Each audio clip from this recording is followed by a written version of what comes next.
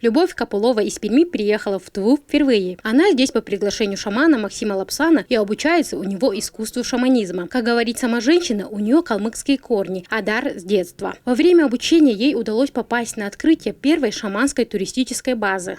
Мы так удачно попали на открытие этой невероятно прекрасной базы, и мы здесь являемся гостями.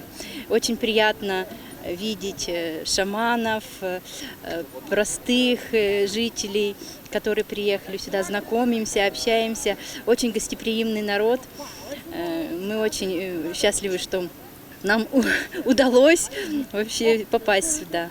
На открытие шаманской базы приехали гости со всех уголков России и за рубежа. Первая в России шаманская турбаза Суглукдаш открылась недалеко от села Селиное Кызыльского района. Сама идея возведения необычной базы возникла еще в 2015 году.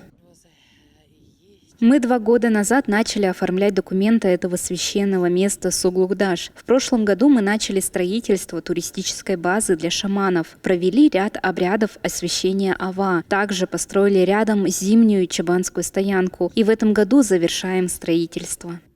Турбаза находится в местечке Суглукдаш. С древних времен Суглукдаш был великим местом силы, местом, где сам Субудай со своими войсками останавливался, чтобы набраться сил, пообщаться с духами природы и попросить благословения и защиты. И теперь любой желающий может приехать на турбазу и получить ответы на волнующие вопросы.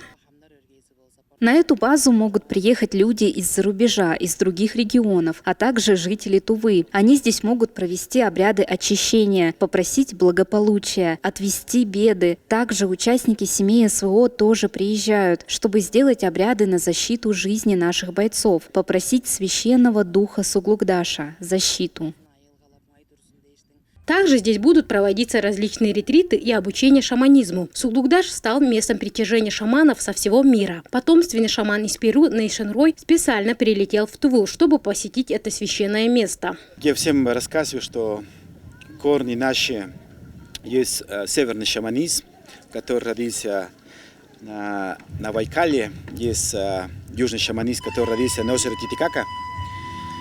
И корни у наши одни. И задача сейчас за дружбу народов мира и вспоминать знания, мудрости, которые оставили наши предки, можно сказать, общие предки.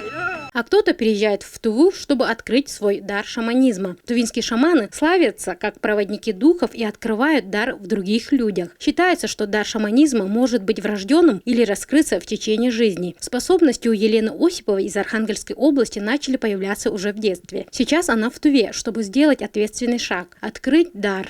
Я постепенно шла таким же путем, как и все у нас люди здесь, но всегда у меня были какие-то подсказки, то есть видела больше, чем другие. Ну, это не в физическом мире, но, конечно, мозг сопротивлялся, как мы уже привыкли трогать, в то верить, то, что видим, в то верим. И как-то мне немножко тяжеловато было в этом мире. Открытие шаманской турбазы позволит таким людям, как Елена Осипова, принять свой дар и использовать его на благо населения. Именно таким местом стала первая в России шаманская туристическая база Суглукдаш. Уже завтра турбаза Суглукдаш начнет принимать всех желающих. Дулана Тумат, Культыгнашина, 108 канал.